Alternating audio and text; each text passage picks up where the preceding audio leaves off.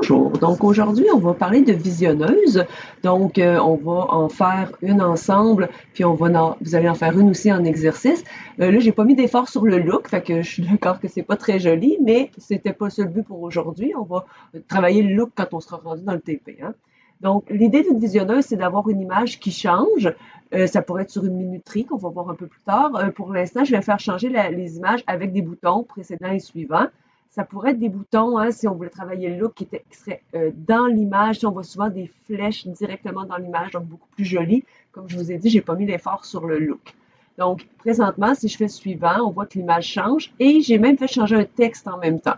OK? Donc, on a quand même pas mal d'éléments ici à regarder avant de se lancer là, dans des trucs avec des minuteries et tout ça. Quand j'arrive au bout, ça va revenir à la première image. Donc, ça veut dire que je peux aussi là, donc, parcourir dans les deux sens. Donc, ma première image, moi, c'est le bateau. Donc, on va aller regarder ça ensemble. Là, j'ai pas encore fait de code JavaScript. Par contre, je vous dis d'avance qu'on va regarder trois versions du code. On va en faire une ensemble au complet. On va regarder des variantes par la suite. Donc, j'ai ça dans mon dossier JS. J'ai mes images que j'ai appelées diapo 0, diapo 1, bon, jusqu'à diapo 6. On voit que j'ai mis un chiffre qui incrémente. Donc, ça va me faciliter la tâche pour faire afficher mes différentes images. Mais il y aurait moyen de ne pas le faire comme ça. Et j'ai un fichier CSS là, pour juste avoir mis là, les trucs un à côté de l'autre avec un petit peu de flex et tout ça. Donc, vous allez avoir ces fichiers-là de disponibles de toute façon là, dans le cadre du cours. Fait on va regarder le HTML ensemble. Ce que j'ai mis comme HTML, bon, évidemment, un titre. Mon script est inclus au début avec le defer. Là, je pourrais même le mettre en bas, enlever le defer. J'ai tout changé le code de toute façon pour que ça soit fonctionnel. OK? Euh, Ici, je suis allée mettre mon image sur laquelle je vais aller travailler. Je me doute hein, que je vais aller changer la source de mon image parce que c'est ça le but de la visionneuse, c'est de changer l'image qui est affichée. On avait déjà fait un exercice où on changeait une image là, avec le petit ordinateur qui bougeait. Donc, on sait déjà comment faire. Là, c'est le côté de, à chaque fois que je pèse sur le bouton, de changer en avançant dans le fichier. Mais vu que j'ai mis un chiffre qui augmente, ben, ça va être un petit peu plus facile. Donc, mon but, ça va être d'aller changer la source de l'image et le alt, parce que bon, c'est toujours mieux, puis aussi le texte qui va avec. Fait que pour ça, je suis allée mettre deux ID parce que je sais que je vais avoir besoin d'aller changer le texte qui est affiché. Donc, je l'ai appelé image texte, pas très original, et image visionneuse là, pour mon image que je vais aller changer. J'ai deux boutons, hein, j'ai mis des buttons parce que j'ai pas de formulaire, j'ai pas donc de input parce que ce serait pas logique. Donc deux buttons, bouton précédent, bouton suivant, comme vous avez vu là, pour faire changer les diapos. Donc la première chose que je vais faire, c'est d'aller initialiser qu'est-ce que j'ai besoin que ce soit au départ de ma page. J'aurais pu ne pas mettre d'image du tout au départ, de ne pas mettre de texte et de tout initialiser ça au chargement. Par contre, c'est pas très logique d'avoir pas d'image au départ puis d'attendre que le JavaScript le charge. En plus, ces genres de trucs, ça vous donne une erreur de validation parce que ça vous dit que votre image n'a pas de source. Donc c'est pour ça que j'ai déjà mis la première image. Et si on voulait plus de flexibilité, on pourrait jouer avec ça et le mettre au chargement, mais j'irai pas jusque-là. Donc, au chargement, en réalité, ce que j'ai besoin de faire, c'est de simplement peut-être me mettre un compteur. Donc, je vais l'appeler, je ne sais pas moi, numéro d'image, par exemple, okay, pour savoir où est-ce que je suis rendu, à quel numéro d'image je suis. Là, je l'ai mis à 0, OK, mon numéro d'image. Puis quand je vais faire bouton suivant, bien, mon but, c'est de faire avancer ce numéro-là. Et mon bouton précédent, c'est de le faire reculer. Là, évidemment, je vais avoir une limite à 0. Donc, je vais faire 0, 1, 2, 3, 4, 5, 6. Puis ensuite, retomber à 0 si je continue à faire suivant. Fait que je vais avoir un petit if là, pour jouer avec ça dans mon bouton. Puis quand je fais précédent, mais si je suis à 3, bien, je vais descendre à 2, à 1, à 0. Mais à 0, je veux retomber à 6. Là. Fait que je vais quand même avoir un petit peu de logique ici. Mais pour l'instant, là, tout ce que j'ai besoin, c'est d'avoir initialisé que mon image au départ, c'est le numéro 0. Hein. Je vous remets là, les noms d'images ici, là, donc diapo 0, pour savoir je suis où. Je vais avoir deux boutons, hein, deux clics. Fait que bouton précédent, bouton suivant. Fait que je vais commencer à aller me mettre ça. Donc, document, .getElementById, j'ai bouton press pour précédent, sur lequel je vais aller faire un add event listener de l'événement clic. si je vais appeler la fonction, par exemple, avancée, hein, ou quelque chose du genre, ça ne se compliquera pas trop la vie, puis je vais avoir sensiblement, oups, excusez-moi, la même chose pour le bouton dans l'autre sens. Donc, get element by ID, bouton suivant. Je pense que je l'ai appelé comme ça. On va le voir si j'ai des erreurs. Le clic et la fonction reculer, par exemple. Donc, c'est les deux premières fonctions que je vais me faire. Là, c'est sûr que je n'ai pas fait de fonction d'initialisation, mais on pourrait le faire. Je vais vous le montrer dans la version 2 et 3 de toute façon. Fait que fonction avancée. Et éventuellement, fonction reculée, qui va quand même ressembler pas mal et qui va simplement reculer. Donc, je vais commencer par juste faire changer l'image, puis on va s'occuper du texte après, parce que vous allez voir qu'il y a une petite complication au niveau du texte. Il faut connaître les textes qu'on va vouloir afficher, fait que c'est ça le petit problème. L'image, c'est plus facile parce que j'ai mis des chiffres qui se suivent. OK? Si je n'avais pas mis des chiffres qui se suivent pour l'image, je ferais la même chose que ce que je vais vous proposer pour le texte. Donc, on voit qu'on pourrait donc avoir vraiment n'importe quel type de nom d'image, puis ça ne serait pas grave. Donc, quand je veux avancer, qu'est-ce que je veux faire en fait? C'est changer la source de l'image. Fait que je veux passer par exemple de 0 à 1. Fait que je vais aller prendre mon numéro d'image et je vais simplement l'incrémenter. Faire un petit plus pour dire plus 1. Puis on se doute qu'ici, ben, je vais faire la même chose, mais en faisant un moins moins. Hein? De faire donc un recul. Par contre, on sait que je vais avoir des vérifications à faire dans les deux cas pour m'assurer de ne pas aller plus loin que les numéros qui sont permis. Donc, quand j'avance, je ne veux pas aller plus loin que 6. Hein? Fait que je vais aller me faire un if qui va aller vérifier que mon numéro d'image il n'est pas trop grand. Et s'il est rendu, par exemple, je pourrais me dire s'il est rendu égal à 6, excusez-moi, à 7, parce que je viens de faire un plus plus. Imaginons que j'étais sur 6, c'était correct, je l'ai affiché. Le coup d'après, je le fais encore augmenter, je le fais augmenter à 7. Bien, au lieu de le faire augmenter à 7, je vais le ramener à 0, simplement. OK? Donc, si je suis rendu trop loin, ramène-moi ça à 0. Et ça va être la même chose dans l'autre sens. Si mon numéro d'image est égal à moins 1, fait que je suis allé trop loin en reculant, excusez, j'ai fait ça sur l'autre ligne, ben ramène-moi mon numéro d'image à 6, parce que 6 c'est correct, donc vu que je recule, je passe de 0 et je reviens à 6. Donc ça, c'est mes petites précautions pour être sûr de ne pas me ramasser avec des noms d'images qui n'existeront pas, par exemple diapo 7 ou diapo moins 1, et que j'ai toujours une source d'image correcte. Une fois que j'ai fait ça, ben, j'ai simplement à aller chercher ma balise image que j'ai appelée IMG visionneuse, il me semble. Ouais, donc IMG visionneuse.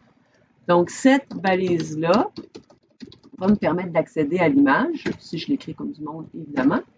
Et une fois que j'ai accédé à l'image, j'ai toute cette balise-là au complet. Je veux aller accéder à la source et éventuellement au alt. OK? Donc, .src, je vais aller à la source. Et qu'est-ce que je veux mettre comme source? Bien, on regarde que j'avais image/diapo0.jpg.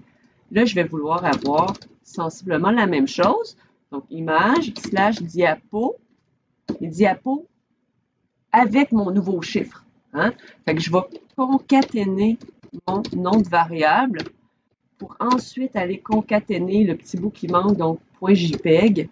Et ça va être ma nouvelle source pour mon image. Si tous ces morceaux-là sont collés ensemble, ça devrait me faire image/diapo1.jpeg ou image/diapo2.jpeg, etc. C'est sûr qu'il faut faire attention de ne pas mettre d'espace parce que là, ça va vraiment impacter le nom de l'image, hein, le path qu'on a dans source. Et si je faisais un accident et que je mettais ça comme ça, ben, ce n'est pas du tout la même chose, il ne trouvera pas l'image. Hein. Évidemment, c'est le genre de truc qu'on peut déboguer par la suite puis voir si ça ne fonctionne pas. Là, quand on est dans notre F12 en bas, on pourrait voir, il va me dire ben, l'image n'existe pas. On pourrait aller se mettre dessus puis voir que le nom de l'image qu'on a créé, oups, il y a un espace. Donc on finirait par le voir quand même, mais on serait obligé de déboguer. Évidemment, je peux sensiblement faire la même chose pour aller changer le alt, sauf que là, le alt, j'ai pas encore les textes, donc je vais le faire par la suite. Et je pourrais aussi aller changer le texte, mais encore une fois, j'ai un petit problème de ce côté-là.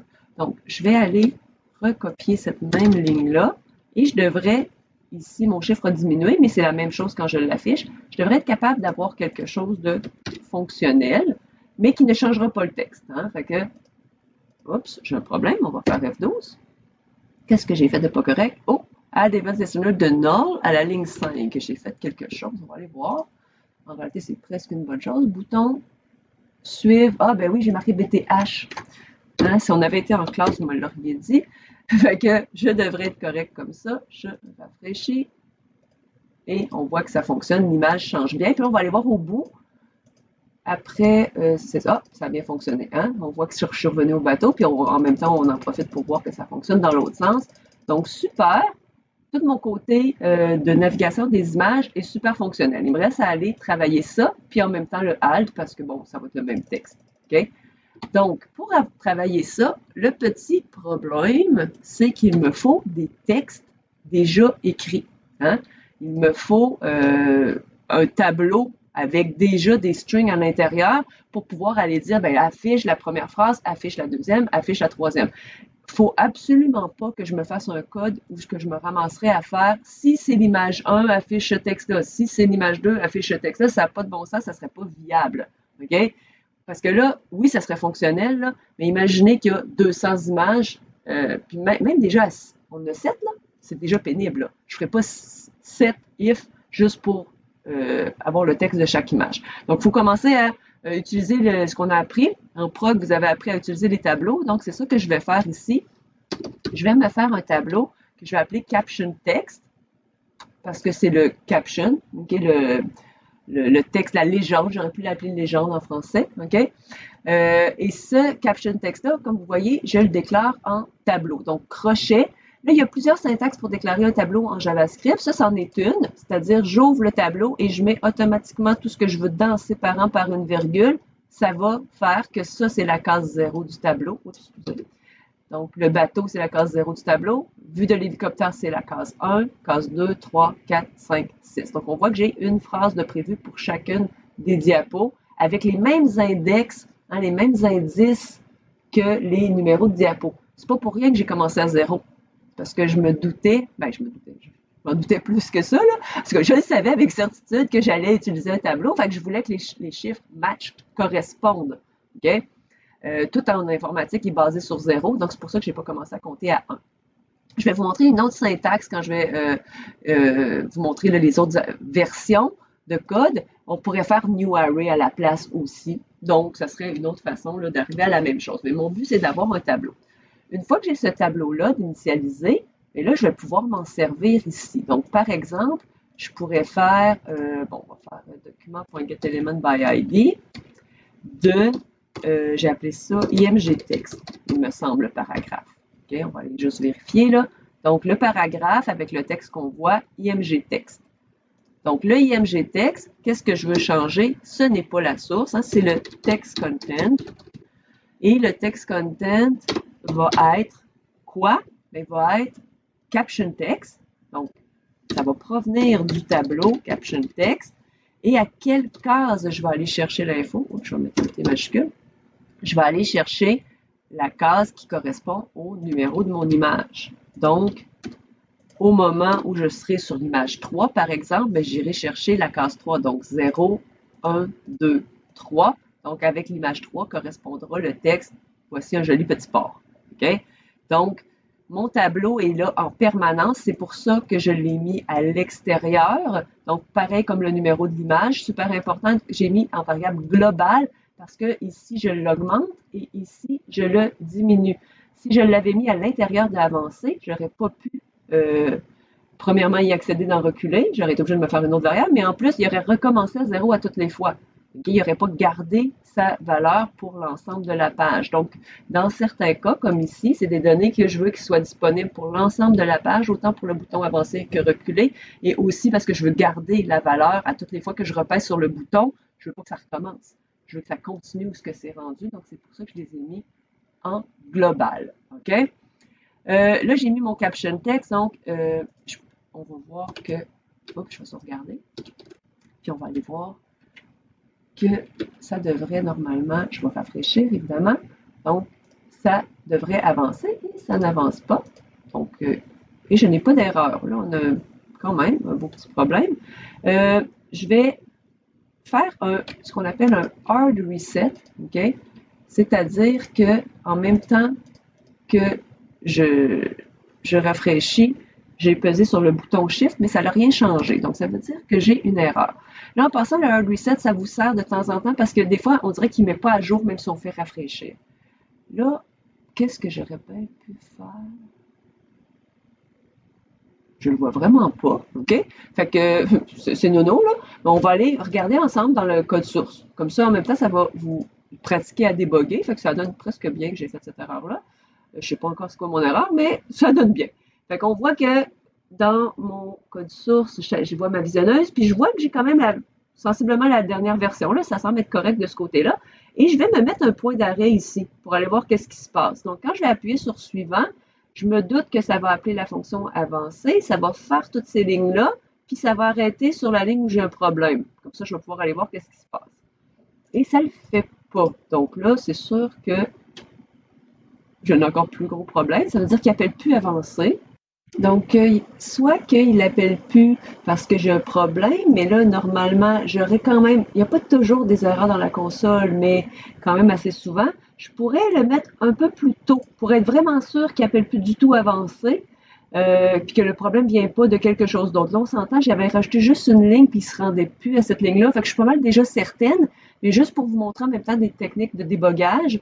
Donc, imaginons que je ne j'ai pas mis juste une ligne puis que je suis plus trop sûre si mes lignes causent des erreurs ou pas, je peux me mettre vraiment au début de la fonction pour voir, ben, écoute, il rentre dedans ou pas.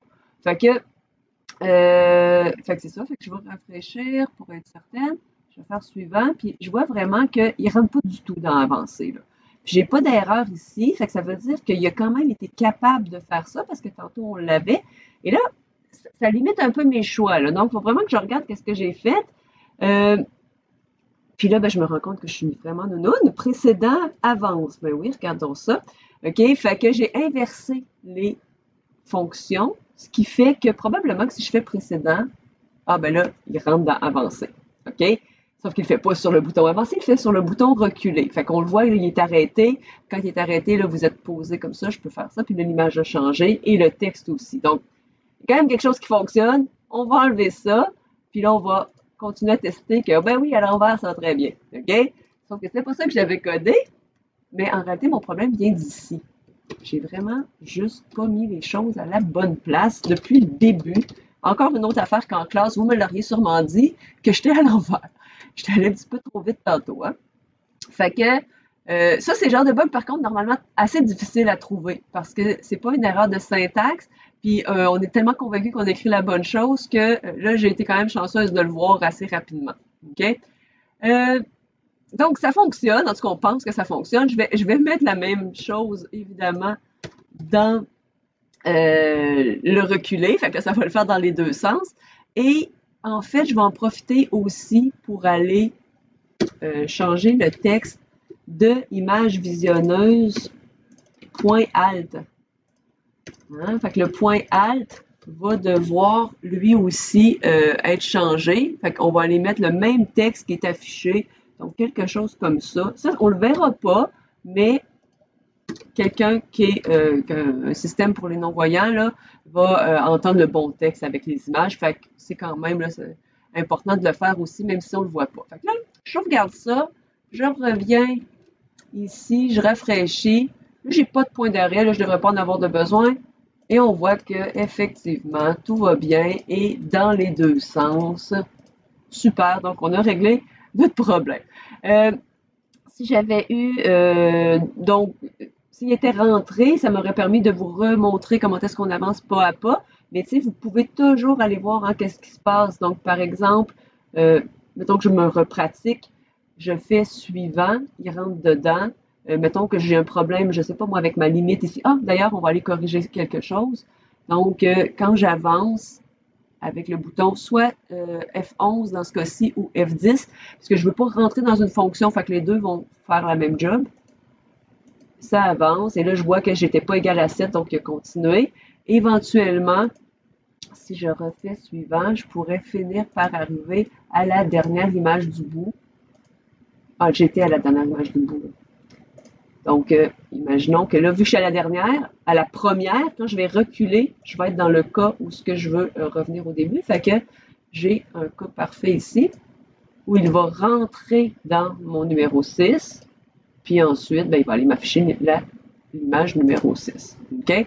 Donc, c'est un petit rappel là, pour le débogage. Ayez pas peur et ayez pas peur aussi d'aller voir si ça n'avait pas affiché le bon texte, par exemple, de vous mettre soit dessus sur la variable ou d'utiliser les watch. Puis ça vous affiche aussi dans le scope de toute façon, là, mais sinon, vous mettez ce que vous voulez. Là, on a regardé une watch qui date d'une autre démo que je vous ai faite. Je pourrais l'enlever d'ailleurs.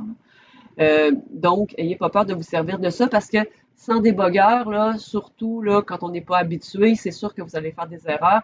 Vous n'allez pas nécessairement toutes les voir du premier coup. Hein. Fait que servez-vous du débogueur. Si je reviens ici, je voulais modifier des petites choses, par exemple, ça va être important de ne pas mettre des chiffres hard-codés comme ça. Hein. Là, je suis allée mettre 7 parce que je sais que j'en ai 7. C'est pas une bonne idée. C'est sûr que j'avais pas le choix tout à l'heure, mais là, maintenant, j'ai un tableau.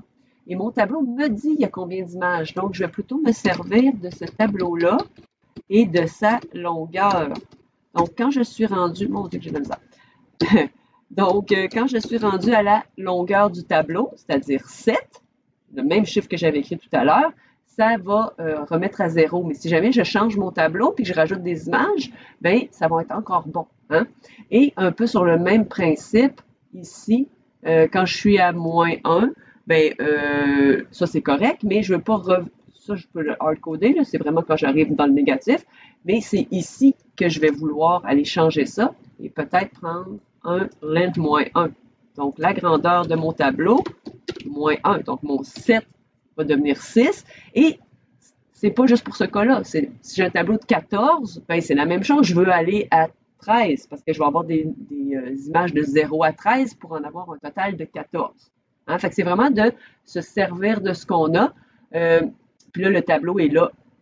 Servez-vous-en, il vous donne la dimension, il vous donne le nombre d'images. Fait que c'est ça. Si jamais j'avais pas donné des noms d'images qui se suivent, j'aurais pu avoir un deuxième tableau de la même dimension, mais qui aurait contenu les noms de mes images. Fait que là, j'aurais pas été les chercher comme ça, j'aurais été les chercher dans mon tableau. Donc, j'aurais fait par exemple image slash caption image, numéro d'image ou quelque chose comme ça pour aller les chercher dans mon tableau. J'aurais quand même gardé la partie image slash là écrite, mais c'est la partie ici, oups, la partie après le slash qui serait provenu d'un tableau, qui viendrait d'un tableau. Fait que ça, c'est la première version.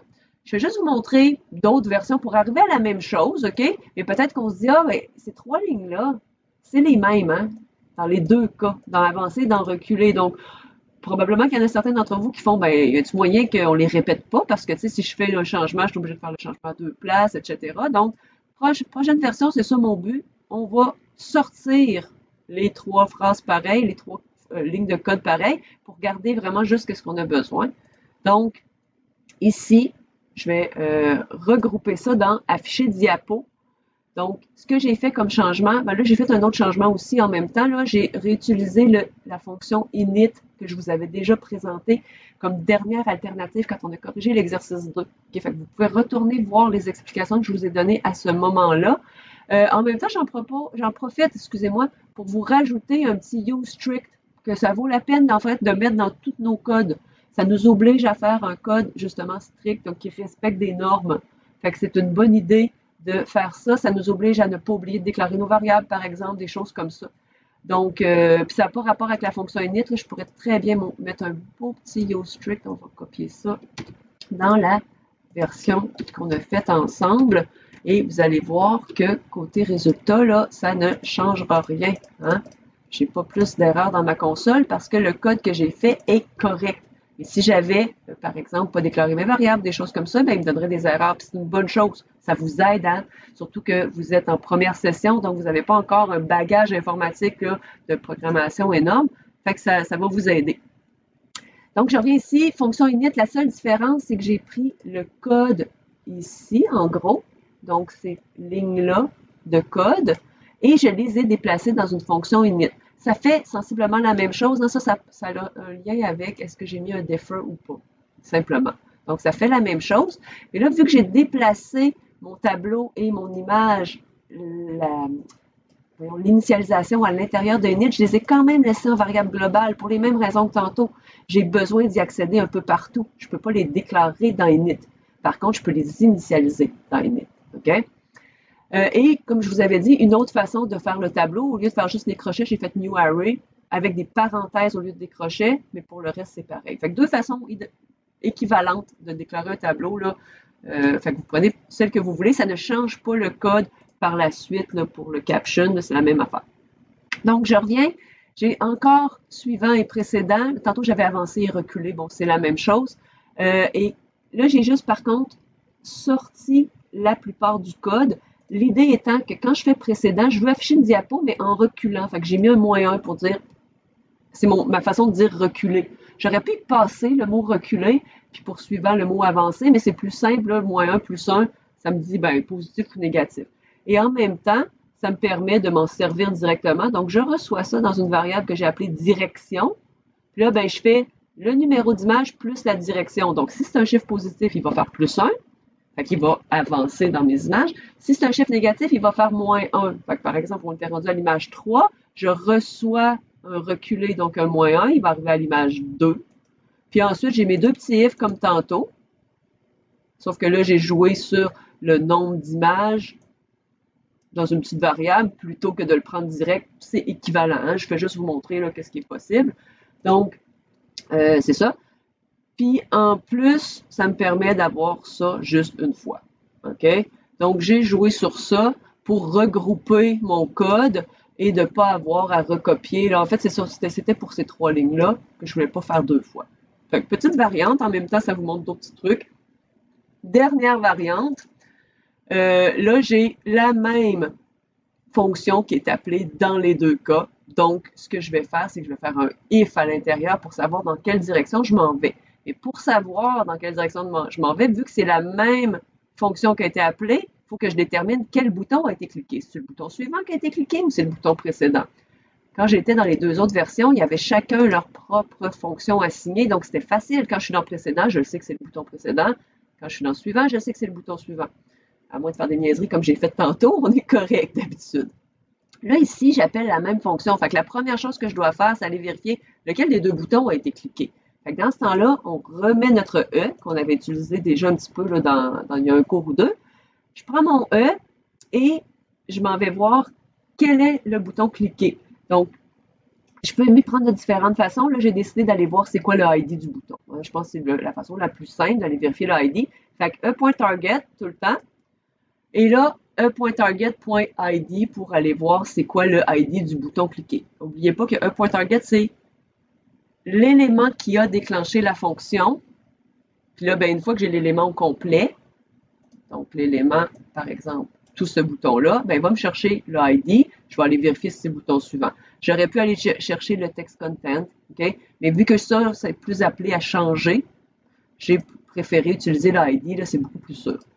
Donc, E.target, l'élément qui a déclenché la fonction au complet, et on va chercher l'ID, vérifie si c'est suivant. Là, j'ai été pas fine, je viens de vous faire un if un peu compliqué. Ça peut être un if bien normal, OK? Si c'est bouton suivant, ben, je mets la direction égale à 1, sinon, else, direction égale -1. Là, je vous ai fait ce qu'on appelle une ternaire. C'est juste pour que vous l'ayez vu une fois dans votre vie. Ça n'a pas rapport avec JavaScript, c'est dans pas mal tous les langages, on peut faire ça. Donc, c'est la même chose qu'un if-else. Fait que prenez pas peur, faites des if-else, là, c'est juste pour vous montrer quelque chose de différent. J'en ai aussi profité. Tu sais, j'en profite là, à la fin de la vidéo, c'est plus des défis, hein, des bonus. Donc, pour mettre un triple égal au lieu d'un double égal, j'ai fait ça ici aussi. Ça veut dire que ça vérifie la valeur, mais aussi le type. Parce que vu qu'en JavaScript, on ne détermine pas le type, hein, on fait juste marquer let, fait qu'on ne sait pas si c'est un int, si c'est un bool, si c'est une string, tu sais, c'est quoi. Mais en rajoutant un triple égal, il va aller vérifier, oui, OK, c'est 1, mais c'est un entier, OK? Ou dans ce cas-ci, c'est pas un entier, pas en tout, mais ici, mettons, c'est un entier, puis il est égal à la diapo. Ça fait que si par hasard j'avais une string qui avait la même valeur, ben il me dirait non, c'est pas bon, parce que tu as un entier, tu le compares avec une string, c'est pas la même affaire. Parce qu'une string égale à 1 entre guillemets, en JavaScript, c'est égal à 1, pas entre guillemets, à un int. OK? Fait que si je veux être plus précis, je mets un triple égal au lieu d'un double égal. Fait que ça là, OK, c'est tout du de la programmation avancée si on veut. Fait que vous pouvez complètement passer par-dessus là. Mais la petite révision du E-Target, par contre, j'aime bien. OK? Fait que c'est pas mal ça, ça fait le tour. Euh, Concentrez-vous surtout sur la version 1, hein? Surtout si vous avez de la difficulté, là, vraiment la version 1 est tout à fait suffisante. Puis le reste, ben, c'était pour pousser un petit peu plus loin dans la logique. Fait qu'on va maintenant faire notre propre visionneuse différente, évidemment. Fait que vous ne pouvez pas nécessairement réutiliser le code que j'ai mis là, mais quand même, des fois, les idées et tout ça. Donc, c'est l'exercice de visionneuse que je vous donne là et qui s'en vient. Fait que bonne visionneuse. Bye bye.